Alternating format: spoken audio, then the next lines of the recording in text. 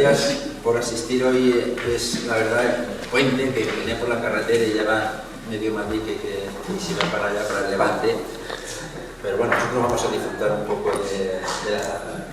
Y como decía Paco, la perspectiva que yo he trabajado con el azafrán es desde el punto de vista etnográfico, pero más he buscado el sentido de la antropología como cultivo cultural. En ese sentido voy a hablar va a ser de tres aspectos fundamentales, o fundamentalmente. El primero es cómo es un producto cultura, y lo voy a explicar brevemente, teóricamente, pero para que se sepa de lo que voy a hablar. Y después voy a hacer una historización. De alguna manera, yo me he dado cuenta, y es una de las hipótesis que tengo, he cambiado toda la historia que del azafrán, del origen, de dónde viene el azafrán en la zona, voy a hablar de La Mancha, y vamos, yo creo que estamos equivocados totalmente porque creíamos que viene del sur, viene de los árabes, de los moros, y es totalmente falso, viene de Italia, viene por los puertos de Cataluña, de Barcelona y de Aragón, y de Aragón baja hacia abajo. Eso está, yo creo que pues, lo puedo demostrar, y en ese sentido ha cambiado, creo que ha cambiado la historia. Y en tercer lugar voy a hablar desde el punto de vista de lo que la antropología como ciencia puede aportar al azafrán, es decir, esa triple perspectiva en lo que yo voy a hablar. Una pequeña introducción con este triángulo que he puesto aquí como producto cultura. ¿Por qué el azafrán es un producto cultura? Pues porque tiene todo un componente, digamos, infraestructural, material, es el paisaje, es la cebolla, el cormo, es todo lo que los útiles, el trabajo, todo lo que es material, todo lo que es la infraestructura, las hectáreas, la tierra, todo el aspecto material es una parte, pero va totalmente ligada y no se puede separar de los aspectos sociales, es decir, de esa relación que va a haber entre el propietario latifundista, que es una de las tesis que yo mantengo, con los jornaleros, con los pequeños propietarios, y también con el comercio y con la administración, es decir, toda esa parte social, cómo se incardina, toda esa sociabilidad, y en el vértice está ese valor creativo, del ingenio creativo y simbólico. Es decir, en el azafrán tiene muchísimo, ese jornalero que antes decía Paco, es que es un creador, se las ingenia, trabaja la tierra, pero no de una forma a lo bruto, sino que tiene toda una tecnología, que es lo que vamos a describir en esa etnografía que vamos a comentar. Y tiene muchísimo de simbólico, por ejemplo, la identidad de un territorio. Por ejemplo, incluso mágicamente se ha utilizado como producto mágico para el enamoramiento. Tiene una parte de la ética del campesino, es decir, que tiene todo un valor simbólico. Y eso le da al azafrán pues, que sea algo más que un cultivo, es un cultivo cultura.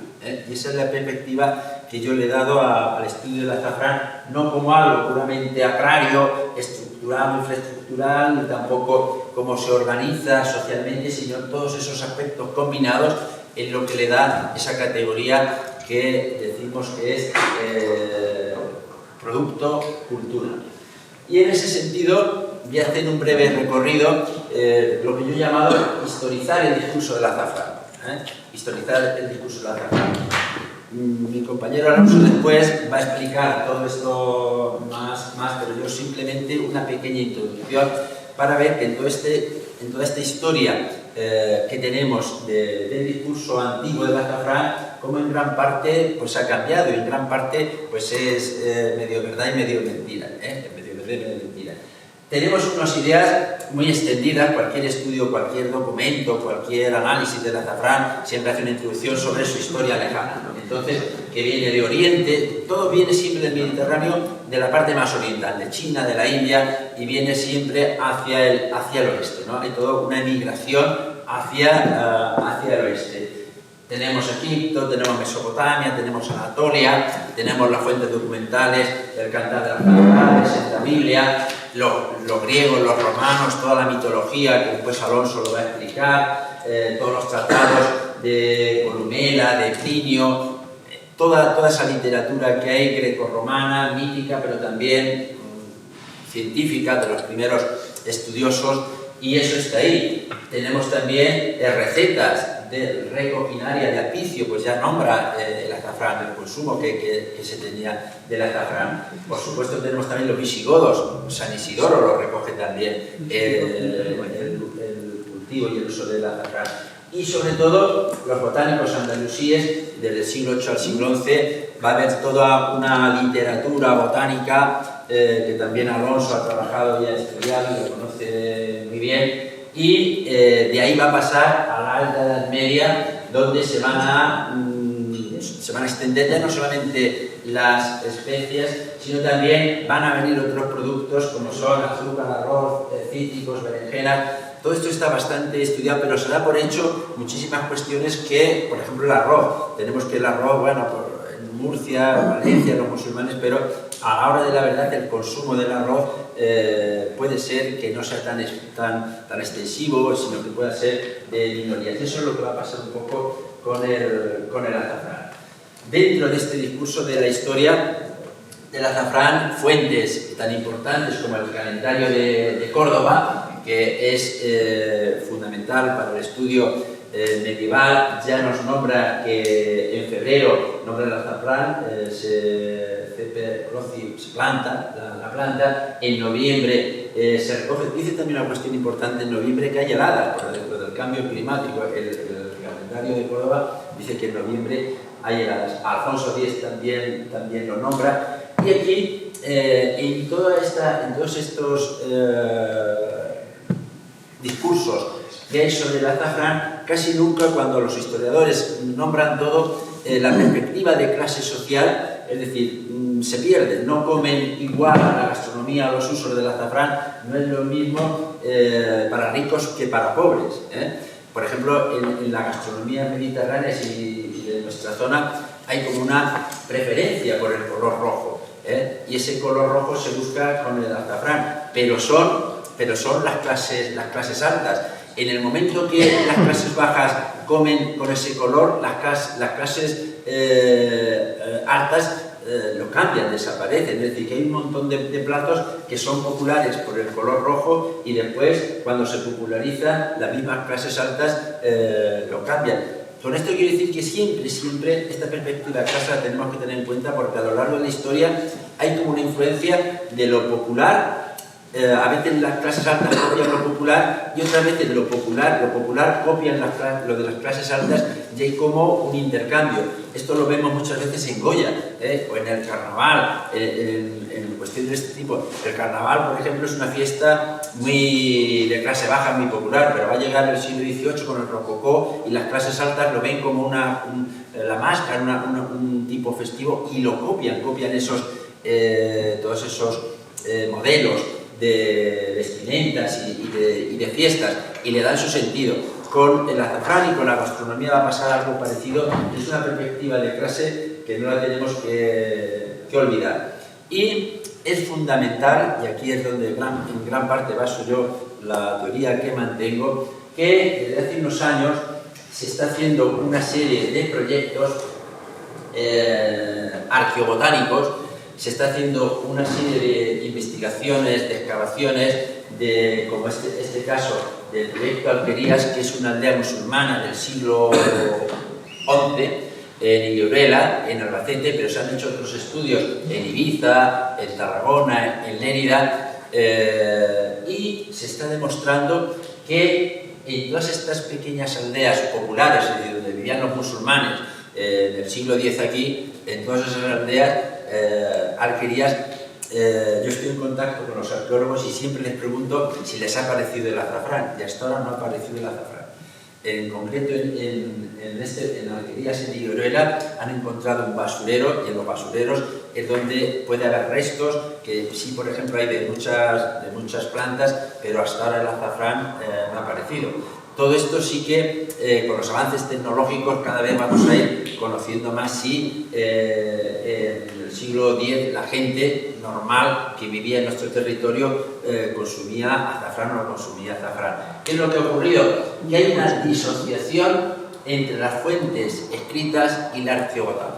Es decir, una cosa es lo que hasta ahora todos los historiadores han recogido y han dicho de todas esas fuentes escritas que tenemos de los romanos, de los griegos, que son todo, pues a veces son las pinturas de Creta, a veces son los documentos estos que decíamos antes de los agrónomos romanos, pero a la hora de la verdad, cuando se hace arqueobotánica, cuando se hace una excavación, el azafrán no aparece o aparece muy minoritario. Entonces esto es lo que me lleva a la reflexión primera, la hipótesis que yo mantengo, que es desde cuándo se cultiva el azafrán en La Mancha. Hasta ahora, hasta que empezamos a trabajar, y sobre todo Paco en la universidad, pues lo que la gente creía es que el azafrán en La Mancha se había cultivado desde toda la vida, incluso los árabes, el azafrán lo trajeron los árabes y ya en La Mancha pues se cultivaba el azafrán, y nos hemos dado cuenta que pues no era así. En el siglo XVI no había azafrán, no había muy poco, y es a partir del siglo XVII y sobre todo, como muy bien ha demostrado Paco, es a partir del siglo XVIII. La tesis que yo mantengo es que el azafrán, aunque existiera, yo no digo que no existiera residualmente en las zonas de La Mancha e incluso en el sur y sobre todo en el mundo musulmán, en Granada, en Córdoba, que podía existir, pero podía ser minoritario. Todo eso es un patrimonio que desaparece y se olvida. Pero el azafrán que nosotros conocemos, el de ahora, realmente la tesis que yo mantengo es que de regiones de Italia, del Mezzogiorno italiano, van a llegar hacia Génova y por los puertos de Génova van a llegar hacia Barcelona. De tal manera que en el siglo XIII tenemos el azafrán, que ya se conoce, esto sí está documentalmente demostrado. En el siglo XIII hay azafrán en Barcelona. En el siglo XIV se extiende toda la comarca de Cervera, hay 63, tienen ellos estudiados 63 focos de producción del azafrán, y en el siglo XV se extiende. Esto está demostrado, los historiadores catalanes, que un año tuvimos una conferencia, ¿verdad, Paco?, con ellos, lo han investigado. Muy colateralmente, les falta aún muchísimo trabajo de estudio, pero sí que lo que han avanzado hasta ahora estos historiadores es esto, que en el siglo XIII llega el azafrán, en el siglo XIV crece y en el siglo XV empieza a desaparecer. A partir de ahí, por una serie de cambios que tienen que ver con el cambio climático, que ahora veremos, que tienen que ver con la rentabilidad, que tienen que ver pues, con una economía diferente, que tienen que ver con la guerra civil catalana, en fin, por muchos factores, el azafrán va a ir extendiéndose, y esa es una constante que en antropología y en etnografía hemos visto. Hay una constante de desplazamiento norte a sur. Entonces, de ese norte va a ir hacia Teruel y va a bajar hasta Murcia, hasta Almería. Esto no solamente pasa con el azafrán, yo lo tengo documentado en el folclore, por ejemplo, las tamboradas, en el color de las casas, en canciones, en el folclore que se ha perdido en el Pirineo, lo tenemos aquí. Es decir, que esto está bastante documentado, ese descenso hacia el sur. Y una cuestión curiosa que me faltaría aquí, una flechita, que es poner que desde aquí, desde Lérida, desde Teruel, va a ir hacia, porque luego se va a distribuir hacia Europa. Todo eso se distribuye hacia Europa y se va a vender y va a llegar a Francia. Va a llegar a Moulins, va a llegar a toda esa zona donde va a llegar este azafrán. Es decir, que viene de Italia, viene aquí y después lo llevamos, se va a Francia y baja para esta es un poco, dicho así, grosso modo, y para que nos entendamos y con este mapa muy visual, la tesis que yo sostengo. Y un poco la voy a comentar por encima partiendo de Cataluña, Aragón y lo que ocurre luego en La Mancha. El origen que antes decía pues es de esa Edad Media, en el siglo XIII, en el siglo XIV y XV, que es cuando se extiende. Viene de los puertos de Génova y Venecia, viene de Nápoles, y lo tenemos, por ejemplo, en el libro de Sensoví, documentado cómo ya se consume, o hay recetas del, no sé si María Ángeles, luego.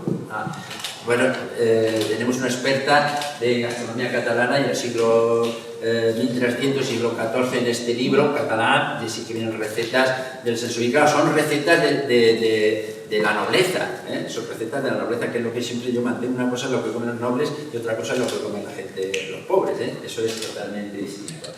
Se exporta, es un azafrán que se exporta a las ferias que hay europeas, están organizados y son los alemanes que llegan a Cataluña, que han comerciado con tafetanes, han comerciado con telas y se dan cuenta que el azafrán es un negocio. La Cámara, esto está estudiado, la Diputación de Barcelona le dan el derecho a los alemanes y saullanos a comerciar, le dan ese derecho y son ellos los que controlan todo el comercio del azafrán, que lo compran en esas localidades catalanas de Igualada, Manresa, en la zona de Cervera, hay estas 63 localidades y lo exportan. Y de allí incluso va a Rochefoucauld, que es la zona de Angulema donde se cultiva y es tradicional también el azafrán en Francia. Todo esto lo sabemos porque hay una cantidad está organizado, es un recurso de impuestos, es decir, en Cataluña, la Corona de Aragón, pero sobre todo Cataluña, hay dos partidos, la Busca y la Liga, y se diferencian en el proteccionismo, en la economía liberal o proteccionista. Entonces, protegen el azafrán dentro de una serie de impuestos. Tienen ya los veedores, antes que decíamos, para controlar la calidad del azafrán que no está adulterado, lo controlan a través de veedores que miden la calidad, es decir, que está perfectamente organizado. Y ya un sistema capitalista de comercio. Y esto ocurre en el siglo XV, hasta la Guerra Civil Catalana, en el 1462, esto se mantiene con bastante potencia. Hay una tipología que esto tampoco lo hemos estudiado mucho porque no todo el azafrán es igual. Ellos tienen hasta 4 o 5 marcas y cada una tiene un precio distinto y cada una produce de manera distinta. Y tienen en el mercado también unos tintan más, la elaboración es distinta. Es decir, que hay una parte del azafrán que creemos que todo es igual y no es así. Hay una diversidad enorme de ese azafrán. En el puerto de Cataluña era el Horta, el Mercader y otros más locales, a lo mejor 8 o 10 tipos de azafrán distintos que se comercializaban de manera distinta. Comerciaban con Castilla, esto es importante, porque ellos con Castilla, que produce lana, produce oliva, cereales, y allí les falta, entonces hay un intercambio de azafrán que viene para acá, y cuando viene el azafrán viene la cebolla, y esto es importante. Ellos van a proteger, son proteccionistas. La cebolla, que es la semilla, es el secreto, lo tienen prohibido, y hay un control enorme para no extenderlo, pero claro, posiblemente a través de este intercambio es cuando llegaría acá. Y hay un ocaso del azafrán a partir del siglo XV, pues hay un ocaso que yo cifro en una serie de causas que ahora veremos. En Aragón es similar, es una estrategia similar que es también capitalista o precapitalista, porque está ya no solamente para subsistencia, sino que se produce para comerciar. Entonces tiene toda esa estructura pues ya propia de una economía mercantilista, una economía de mercado, tiene sus ordenanzas, tiene su fiscalidad. Hay en un caso Montañana, y también en el Bajo Aragón, incluso es el mismo concejo, es el mismo municipio el que organiza a los productores de azafrán y controla la venta a esas compañías de alemanes que vienen a comprar. O sea que es algo comunitario, interviene el propio ayuntamiento, que incluso es el que hace los contratos, les adelanta el dinero que lo necesitan, es decir, que está todo bastante organizado, tanto en la parte de Huesca, ya pirenaica, en el siglo XV, en la zona que se llama Montañana, y también en el Bajo Aragón, de una zona más lindante con Castilla-La Mancha. Hay compañías alemanas, como esta de Ravensburg, Juan de Colonia, es decir, hay varias compañías que están, esto está documentado porque sí permanece esto por escrito, pero también va a desaparecer paulatinamente estas zonas de Huesca, va a ir desapareciendo, pero va a ir descendiendo hacia el sur. Una perspectiva que han trabajado muy poco, pero que cada vez está adquiriendo más importancia y sobre todo yo creo por esto que se habla constantemente del cambio climático, pero hay historiadores que lo vienen hablando desde hace tiempo. Lahan y otros medievalistas clásicos de la historia europea que hablan de los distintos momentos climáticos que hay en Europa. Por ejemplo, Lahan dice que asistimos a una etapa cálida de 1000 a 1200, suben las temperaturas, se generaliza la subida de las temperaturas. Es muy difícil de comprobar todo esto porque los registros exactos del clima los tenemos pues, desde hace muy poco. Del siglo XIX casi no sabemos nada y ya es a partir del siglo XX cuando lo vamos conociendo de forma más científica. Pero sí que hay métodos indirectos que utilizan los historiadores, como ahora veremos algunos, que Lahan ha dicho 1000, 1200 y también de 1500 a 1700 en una etapa fría. Esta etapa fría es importante en Cataluña, está algo más estudiada porque hablan de una pequeña edad de hielo, hay incluso inundaciones e incluso una mini glaciación y quizás esta pues, pueda ser una de esas causas de la emigración o de la aclimatación de la cebolla, del azafrán, hacia zonas que tengan un clima pues, mucho más apropiado. ¿Cómo se puede saber esto? Pues hay varias fuentes que son indirectas. Un estudio que se ha hecho recientemente y que es una perspectiva bastante novedosa son a través de las rogativas. Se han hecho estudios de qué periodos de tiempo se han hecho más rogativas y el por qué se hacen esas rogativas. Entonces, no de forma directa, pero sí que de forma indirecta, sí que tenemos, por ejemplo, que en Cataluña se han dado rogativas no pro pluvia, no para que llueva, sino por todo lo contrario, pro sedimitate, es decir, por el frío, por el frío. Entonces, esta es una fuente de trabajo que está iniciándose y que nos va a dar pues, una información, yo creo, bastante novedosa en este sentido del por qué, en qué influye el cambio climático, ¿no? Yo no es una causa a lo mejor fundamental, pero sí que colabora junto con otras causas como van a ser en Cataluña esa guerra civil del 62 al 72, a partir del 72, claro, esta guerra hace que haya nuevos puertos, lo que decía antes Paco, Alicante, se va a convertir en el puerto de Valencia, pero mucho más incluso Alicante, y eso va a hacer que esté más próximo las zonas de Teruel hacia los puertos ya más levantinos como Valencia y después va a ser aún incluso más importante Alicante. Esas causas que tienen que ver con esa agricultura comercial o de subsistencia, hasta ahora en las zonas que hablamos del siglo XIV, o sea, siglo XV, pues hay más una agricultura en toda nuestra zona de subsistencia, pero este cultivo es mucho más de tipo comercial, se optimizan, va a haber una optimización, que esto siempre va a buscar el agricultor, y antes Paco ha dicho muchas razones de cómo el agricultor con poco puede vivir más, yo le llamo la ecología de los pobres, que ahora también veremos, la necesidad de la mano de obra y el comercio entre Cataluña y Aragón y entre Aragón y Castilla, que va a haber ahí un intercambio, va a haber un intercambio constante y que también está estudiado. Bien, en nuestra zona, ¿qué va a ocurrir en nuestra zona?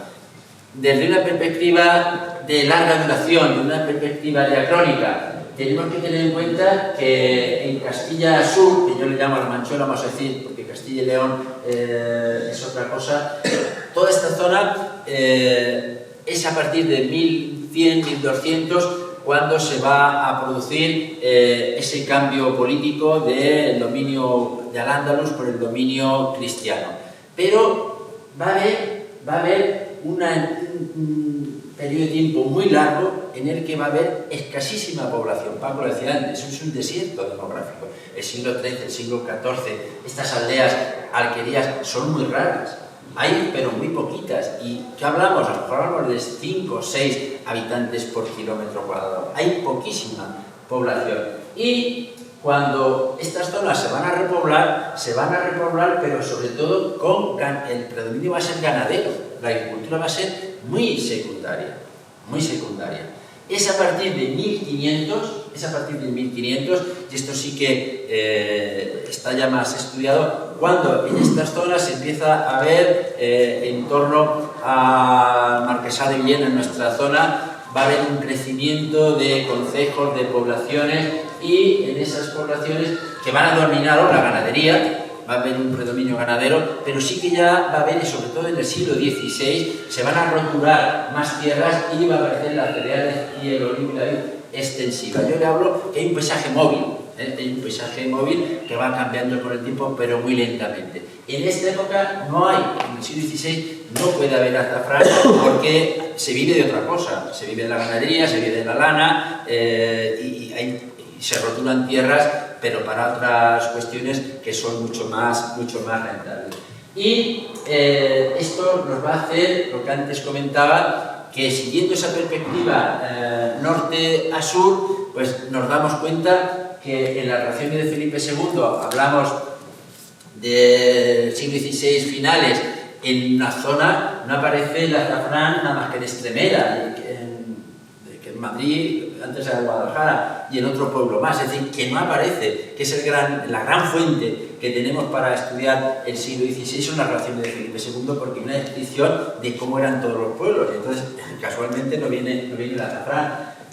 Esto fue un descubrimiento que hace tiempo ya lo comentamos mucho, en el Quijote que viene todo, no viene el azafrán, vienen todas las especies y viene el azafrán. Yo siempre, cualquier investigación que hago, siempre me voy al Quijote, porque ahí está todo. El otro día lo hacía con el queso, que también es otro tema que estoy trabajando. Viene 19 veces nombrado el queso, y no es de La Mancha, no es el queso de La Mancha. Y es muy raro que en el Quijote, y que el vino, hablan muchas veces del vino y que se especia el vino, pues no viene para nada el azafrán. ¿Qué quiere decir? Que no había azafrán. Ella, en otras fuentes, que no me voy a extender porque es el gran trabajo que ha hecho Paco, que ha vaciado todo lo que es el catastro de la Ensenada, de Tomás López, los diccionarios de Madoz, y todas ya unas fuentes documentales para el siglo XVIII y para el siglo XIX, que sí ya nos informan de dónde es ese azafrán. Y Paco ha demostrado que es en esa zona de la Manchuela, pero de alguna manera en el mapa vemos como hay ese norte-sur. Esto lo investigó él por su cuenta y hemos coincidido desde el punto de vista antropológico, etnográfico y folclórico, como casi él, utilizando fuentes escritas, se coincide totalmente, es decir, ese norte-sur, y cómo es a partir ya del siglo XVIII casi, cuando ya se va a asentar en el sur y luego va a bajar hacia Murcia. En Murcia y en Almería hay, ¿no, Pedro? Hay tu zona cordobesa, sobre todo Almería, que la conoces, hay azafrán, ¿no?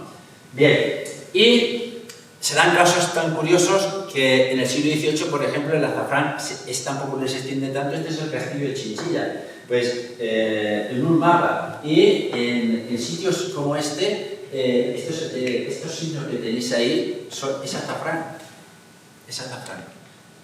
En los castillos, en las zonas montañosas, rocosas, el azafrán en cualquier lugar próximo, cercano al pueblo, es donde se cultiva el azafrán. No sabemos qué tipo de azafrán, de quién era el azafrán, pero son cosas curiosas que hay. Igual que es una moneda en todas las cofradías, la organización social que existe en el siglo XVI, a partir del siglo XVI, es a través de cofradías y hermandades. Pues bien, todas estas cofradías y hermandades pagan todos sus rituales con azafrán. Aquí tenéis, por ejemplo, unos moros y cristianos, una soldadesca que organizaba la cofradía de Santa Bárbara, y lo tenemos porque es un pleito que hacen. No lo pagan, y entonces dice, te voy a pagar con el azafrán del año que viene y del otro. O sea, es decir, que la misma iglesia cultivaba azafrán y pagaba con azafrán. Lo de Villarrobledo, ya que estamos aquí, pues en el siglo XVI sí que aparece, de los pocos casos, junto con Nota, que aparece una ordenanza sobre el azafrán por la prohibición para que no entren los animales, para las sendas, y para que no se pase por pagos, se multa. Es decir, que hay una preocupación de los ayuntamientos por el azafrán. Los datos de la arruga para el siglo en Villarrobledo pues es de 4.000 libras para esta zona, que es bastante. Es bastante, una producción bastante azafrán, pero claro, ya estamos en el siglo XVIII, el diccionario Madoz que lo nombra, el azafrán, y bueno, pues esta pequeña introducción un poco histórica para mantener esa hipótesis que sostengo de que el azafrán viene del norte a sur y que es desde Cataluña cuando descienden, y cómo se asienta a partir del siglo XVIII y en el siglo XIX pues va a cambiar toda la economía, y a partir de entonces es cuando se produce este crecimiento hasta nuestros días. En cuanto a la aportación que podemos hacer desde la etnografía o desde la antropología, que es la parte que yo más he trabajado y que más he investigado, algunas cuestiones importantes. La primera de todas es que en el azafrán se da una tecnología popular muy precisa. Parece fácil sentarte en una mesa y sacar azafrán, montar azafrán, parece fácil coger azafrán, pero no sé si se han tenido oportunidad de ver a alguien que lo sepa hacer bien, por ejemplo, coger azafrán, como si fuera un pollo, montar azafrán, con la rapidez que se hace, y mucho más difícil, tostar azafrán. Tostar azafrán es un proceso que necesita una especialidad, que necesita controlar el cedazo, el calor. Parece fácil, pero es algo muy complejo porque en nada lo pasas. Y es toda la labor, todo el trabajo de un año perdido. Entonces necesita una precisión y una tecnología popular. Digo todo esto porque muchas veces identificamos al campesino como alguien bruto, como alguien que no controla, que es mano de obra simplemente basta, pero el trabajo de la azafrán necesita en todo el proceso un control enorme. Un control enorme. Esto lo vemos cuando hemos hecho trabajo de campo y lo hemos visto. Y lo hemos visto a gente, sobre todo mayor, coger azafrán. Por ejemplo, en algunas producciones que hay en Minaya y que no hay mano de obra, cuando traen a inmigrantes a coger azafrán, el principal problema es que quieren hacerlo, pero no saben. No se aprende, no es algo que se aprenda como vendimiar. Vendimiar se aprende pronto, ¿no? Cortas y tal. Pero coger azafrán y rápido no se aprende. La población migrante tiene verdaderos problemas para aprender. Y lo mismo montar azafrán. Sí que lo podemos hacer, nos sentamos en una mesa y lo hacemos, pero nos podemos tirar 3 horas y veremos que el planto no crece. Una persona que sepa, una abuela que sepa, bueno, te llena el plato con nada y está hablando, y bueno, es una manualidad que se tiene, que es un aprendizaje, bueno, es una tecnología. Esto pasa igual que con los bolillos. Yo recuerdo, yo tuve la oportunidad de conocer a Carlos Baroja, que para mí fue un poco mi maestro en este tipo de cuestiones, y me hablaba de, por ejemplo, en La Mancha los bolillos. De cómo es posible que gente que parece con esos dedos, con esos brazos que tiene, cómo puede hacer los bolillos y cómo puede hacer esa floritura de tantísima calidad y con tanta tecnología. Pues un poco le ocurre al azafrán eso, que necesita pues una tecnología que parece fácil, pero está muy especializada. Y lo mismo en el cultivo.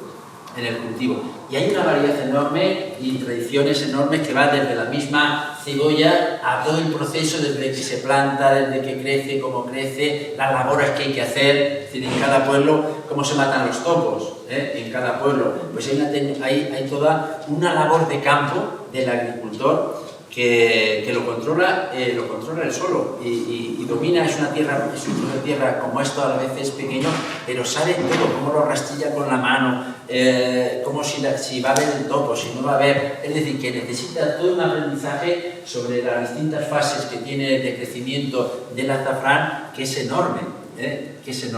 Entonces, cualquier jornalero si no ha convivido, si no lo sabe hacer, es imposible. Ya digo, pongo el ejemplo de ahora mismo tú pones a población inmigrante a plantar cebolla, a hacerlo, y les cuesta mucho. Tendría que pasar un periodo pues, de años, como ha ocurrido con esta cultura. Esa es una cultura, es una cultura agraria, que es uno de los temas que muchas veces pasamos por alto y que yo reivindico. Igual que todo el proceso de comercialización, no solamente en la producción, sino también cómo se comercia el azafrán. Entonces tenemos toda una red de comercio que en nuestra zona está perfectamente asentada entre el productor, los jornaleros, que ahora veremos, tienen azafrán, después alguien del pueblo, que es pues con una personalidad más comercial, puede ser el hombre bueno, los hombres buenos de los pueblos, que esto es algo que también hemos investigado, gente de confianza. Esta gente son las que compran el azafrán para luego venderlo a ese intermediario que está en la red provincial o ya en la red de Novelda, que es cuando van a decir que hay toda una red perfectamente establecida y como hemos visto en Cataluña, incluso es el propio concejo. Aquí los ayuntamientos también tienen sus oficinas de agrimensores. Hay un puesto de agrimensores que son los que controlan que el peso, que todo funcione correctamente. Es decir, que hay toda una red que también funciona bien y que van desde el mismo productor, ese personaje importantísimo del pueblo con el que hay confianza, porque es bueno, porque es que si no te engañan, en la venta no vale lo que vale, que hay una fluctuación en el mercado, está al lado de la calidad, etc. Hay toda una organización que la vemos, y esto sí está más estudiado, porque hay denuncias, ya aparece en la prensa, toda la prohibición de las adulteraciones, la prohibición de los colorantes químicos, cómo se pide protección, se pide las cámaras de comercio, es decir, y ya, esto ya, claro, vamos al siglo XIX, pero de alguna manera también existe anteriormente. Igual que todo esto que es totalmente tradicional, cuando ya pasa a ser académico, aparecen publicaciones que cuentan todo esto que yo he dicho antes de la tecnología, pero que ya hay gente, por ejemplo, del Ateneo de Ciencias Morales y Políticas, que es una iniciativa que va a tener en Madrid este Ateneo, por ver el derecho consuetudinario, es decir, cómo funcionan los pueblos. Y entonces estudian todo esto y presenta Juan Alonso López de la Osa, presenta este trabajo y lo premia la Academia de Ciencias Políticas en Albacete, El azafranero práctico, un libro que cuenta, estudia cómo es todo el cultivo del azafrán. Es decir, que hemos pasado de esto popular desapercibido a ya la academia que interviene. Digo esto porque le da al azafrán ya una importancia grande, que va a continuar incluso en el franquismo. Hasta los años 60 se van a publicar revistas, dentro del Ministerio de Cultura van a publicar revistas sobre el azafrán y el añín, son periódicas donde se publican todos estos datos del azafrán. Y termino con el Ministerio de Cultura, en el libro, y que va a hablar Alonso Verde, hasta ese inventario que se ha hecho de la diversidad agrícola, que recoge, es decir, que hay toda una línea académica que va a terminar con el interés por el Ministerio de Cultura, ya no del azafrán, sino de todo lo que es la biodiversidad agrícola.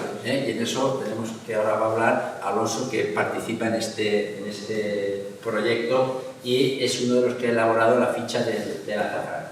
Bien, toda esta etnografía que, en antropología hay como dos partes. Una, la etnográfica, que recoge todos estos saberes, los pone en conocimiento, pero después hay toda una parte de explicar. ¿Y por qué es esto? Esta es la aportación que hemos hecho desde la antropología. Y en el azafrán, como decía antes, es un producto cultura en el que se dan una serie de campos de relaciones y se da pues todo un proceso cultural que es el que ha hecho que haya vivido unos 200 o 300 años y haya sido tan importante para el despegue económico del mundo agrícola en algunas zonas. Y de eso es de lo que voy a hablar ahora hasta el tiempo que me quede.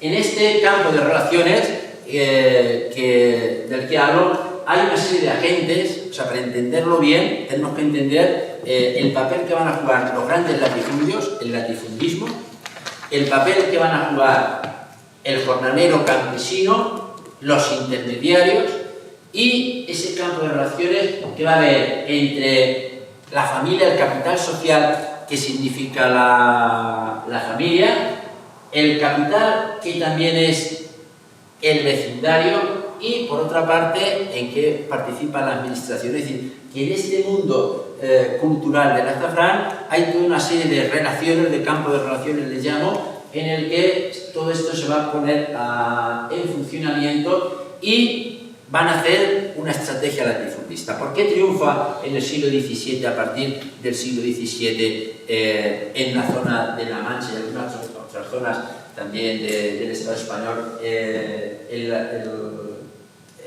azafrán?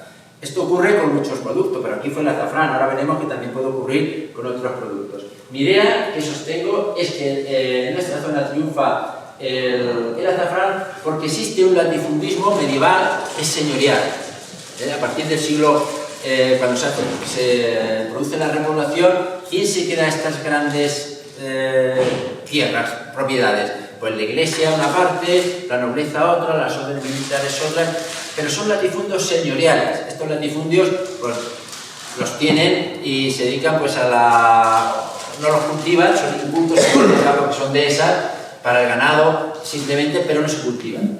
Va a cambiar cuando ese latifundio señorial se va a ir convirtiendo poco a poco en un latifundio precapitalista, más de carácter empresarial. ¿Y qué necesita ese capitalismo fundamental? Mano de obra. Y el papel que va a jugar el azafrán es fijar la mano de obra. Y esta es la estrategia. ¿Y cómo lo va a hacer? ¿Cómo lo va a hacer? Pues mediante la explotación o bien directa o bien indirecta. Es decir, muy pocas veces va a ser el latifundista, va a decir, esto es rentable, yo pongo, lo podrían haber hecho, yo pongo azafrán, puesto que es rentable, pero si tiene que pagar jornales ya no le sería rentable. Entonces es más hábil. ¿Qué es lo que hace el latifundista? Le da al jornalero campesino, le da una poca de tierra en la zona próxima al pueblo, incluso se lo alquila, pero no le importa nada cedérselo porque necesita pues celemines, necesita un espacio como el que estamos aquí o más pequeño, se lo regala, incluso se lo alquila. O en otros pueblos que hemos trabajado también de Ciudad Real, son los mismos agricultores, jornaleros, los que se reúnen, cogen un hombre bueno, de esto que decía antes, el hombre bueno junta a varios y entre ellos ponen el azafranado. Incluso le pagan. A veces el latifundista es más listo, le cobra, pero otras veces no tiene por qué, se lo regala. ¿Qué necesita el latifundista? Necesita 100 días. En el cereal necesita el agricultor que esté 100 días. Claro, en 100 días el jornalero tiene que vivir 365. ¿Qué tiene que hacer los 265 días del año? Pues trabajar en algo que sea rentable. ¿En qué? En lo que yo llamo parte del agrosistema que no utiliza el latifundista y que en nuestra zona prendió el azafrán, pero que en otras zonas prendió otra. Por ejemplo, ¿de qué viven esos restos del día? Pues viven en algunos históricos. Esto lo he trabajado también, que es un tema precioso, el de la grana. Estamos ahora mismo con Alonso intentando hacer un proyecto de este tipo. La grana, no sé si conocen lo que es la grana. La grana es la cochinilla, es lo que da el colorante, el color rojo. Y es un insecto que en la carrasca se pega y de ahí nace el color grana. Hasta el siglo XV, estas tierras, los agricultores jornaleros pobres vivían de la grana. no está estudiado. Cuando se descubre América, viene el comercio americano, trae de la cochinilla y se convierte en el oro rojo del comercio del siglo XVI, en la cochinilla. Sí, esto está estudiado. Todo el comercio que viene a Cádiz y a Sevilla viene encargado de cochinilla, para el color rojo. Hasta que no se descubre la química para el color rojo, la única manera de obtenerlo es con la cochinilla y con la grana. El color rojo de la iglesia, de la grana, de los toreros, rojo y grana, es la grana. Este desapareció ya en el siglo XVI. Pero sí que en otras zonas que vega los hortelanos. Los propietarios tienen zonas de huerta, tienen la vega, son suyas, pero dicen, bueno, pues te dejo la huerta, la cultivas tú, y de esto medio vives, cultivas un poco para la verdura, para tal, te dejo. De la caza, la caza y los ganados. Aquí hemos sido siempre furtivos. O sea, se ha vivido del furtiveo. Yo, cuando ahora mismo se habla de la caza y de los problemas de la caza, y en esto Paje, no sé si lo sabrá, ¿no? Se da cuenta, somos una región de furtivos. O sea, aquí se ha vivido siempre, hasta los años 50, en muchos pueblos pequeños, mucha gente ha sido furtiva de la caza y ha vivido del furtiveo. Entonces esto viene del siglo XVI. Se vivía ¿por qué? Porque con una coneja, una liebre, tal gazpacho se comía. Y te dejaba, no es que fuera furtivo, el rico que tenía el dueño te dejaba en que cazara porque sabía que, bueno, tenías que comer. Lo de los santos inocentes, un poco la película. Del furtiveo. Plantas que han desaparecido también, como el zumaque, que aquí ha habido muchísimo también, Alonso también lo ha estudiado. Colmenas, el guano de las palomas, el del carbón, las piñas, las setas, las del bosque. Es decir, todo esto son estrategias de subsistencia de las que el ecosistema tiene y de lo que se vive en cada zona es una. Y en nuestra zona fue mucho más rentable el azafrán. Pero viene a ser lo mismo. Lo que pasa es que se organiza de una manera mejor. Por ejemplo, le voy a poner, no quiero decir el pueblo porque aún se mantiene. Hace poco hice una investigación en un pueblo de la sierra de Albacete, en el que en ese pueblo aún se mantiene esta estructura. Casi toda la tierra del término, se dedica al olivar, es de un latifundista A y la otra parte de un latifundista B.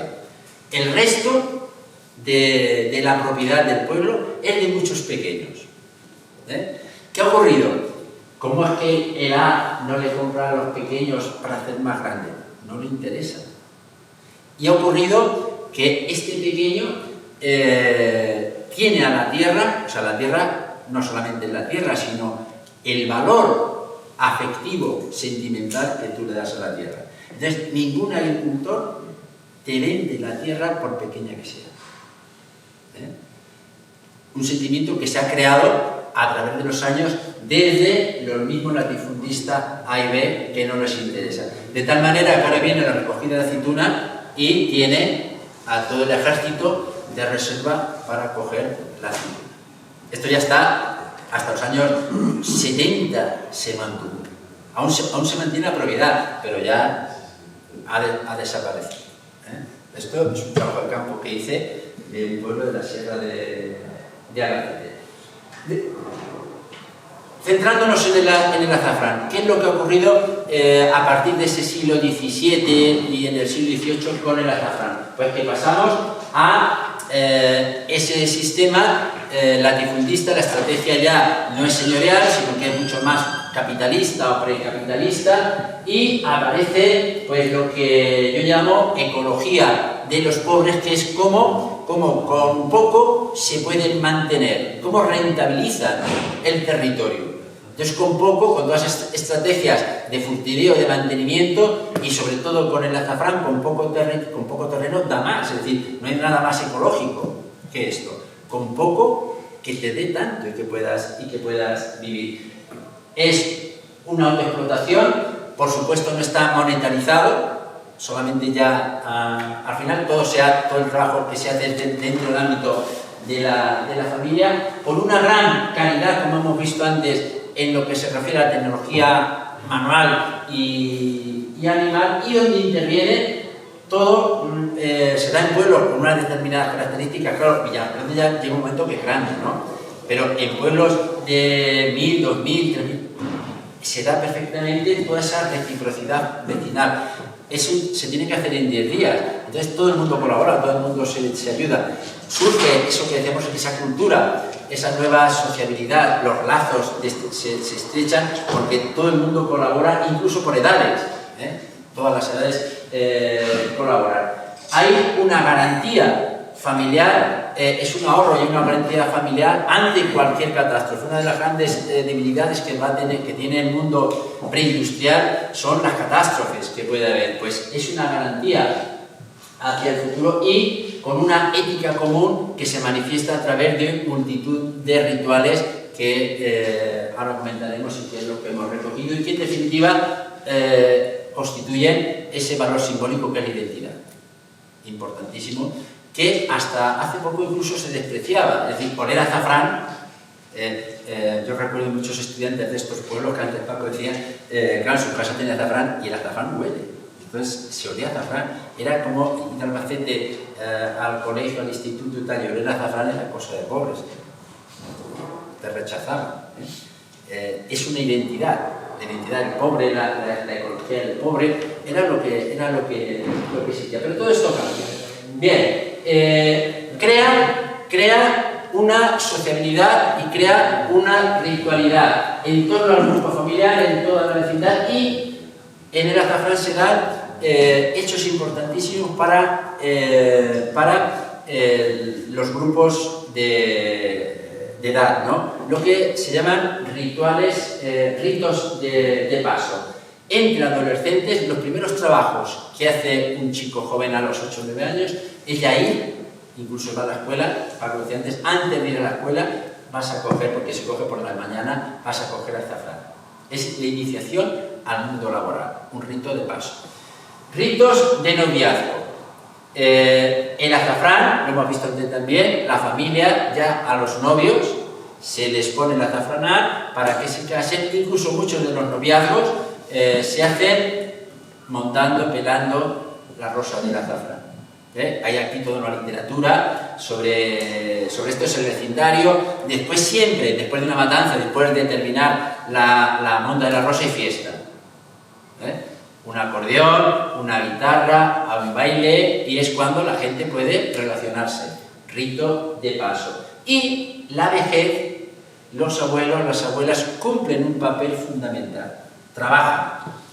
Trabajan, no es como ahora. La vejez tiene aquí una parte. El hombre con la pleita, pues, necesita toda una cestería que durante el invierno y en el tiempo libre los viejos hacen, y después las abuelas son las que más rápido y las que más. Es decir, que hay toda una serie de ritualidad que es importantísimo en el azafrán, porque todo el componente de edad participa.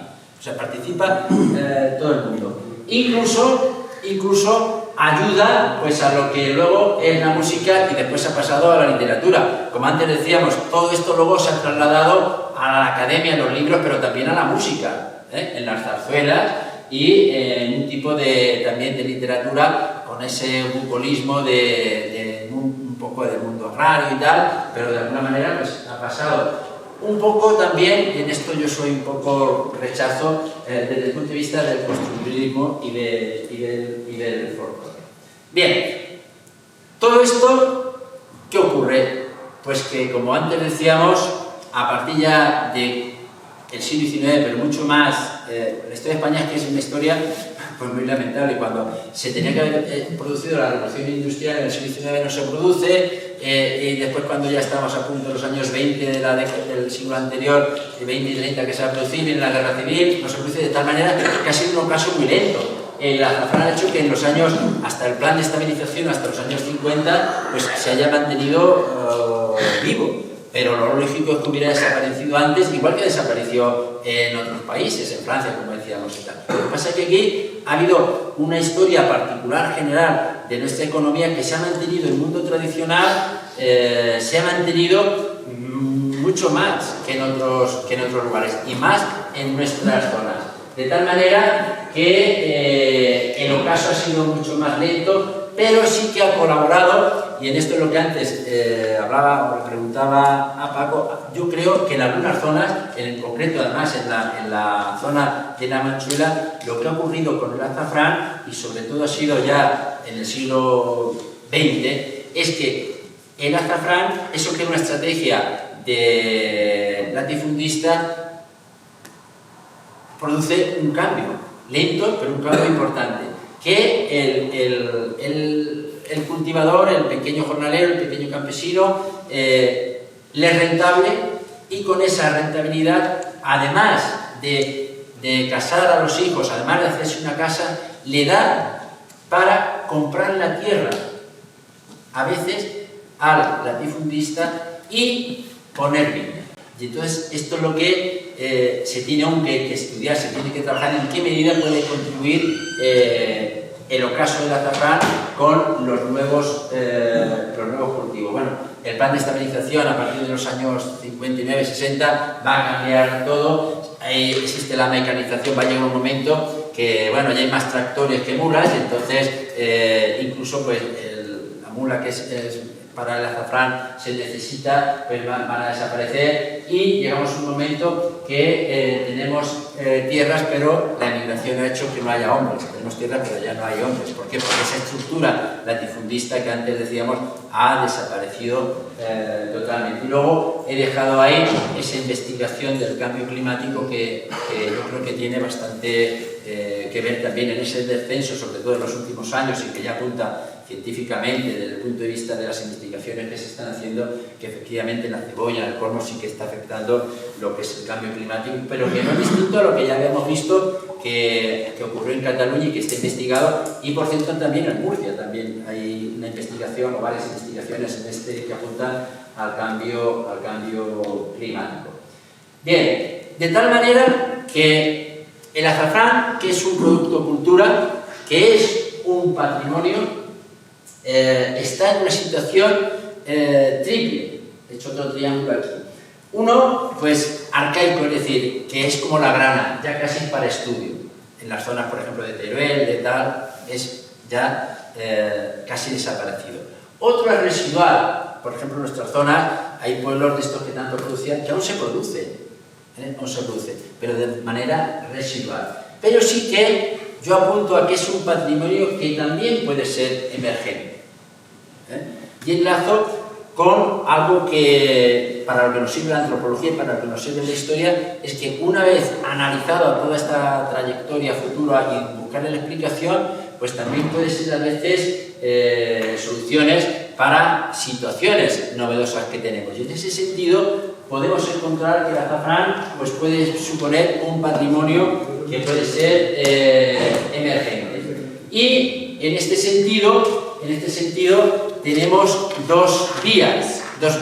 Una, que en la que en ese patrimonio residual se apuesta a veces, que es la que yo llamo el costumbrismo, es decir, lo no vigente, pero que de alguna manera aún lo tenemos en la memoria, lo tenemos idealizado. Muchas veces se habla, mi abuela cultivaba, no sé qué, tal, lo tenemos idealizado, es romántico, lo hemos a veces reinventado, es una ficción, de tal manera que es, pues como quería hacernos ver la sección femenina, que se vestían, aquí tiene el traje, la sección femenina se vestían de azafranera, y era pues todo para decir en los años 50 lo bien que se vivía en el campo, la paz rural, ¿no? Ese costumbrismo. Y ese es un camino que no nos lleva a ningún sitio, pero que muchas veces es lo que vemos en los medios de comunicación: fiesta del azafrán, museo de no sé qué, no sé cuánto y tal. Pero eso, a la hora de la verdad, si no lo organizas bien, con el turismo, con otras cosas, pues se puede quedar en idealizado, en un neobucolismo, neoruralismo, que tiene pues relativamente poco futuro.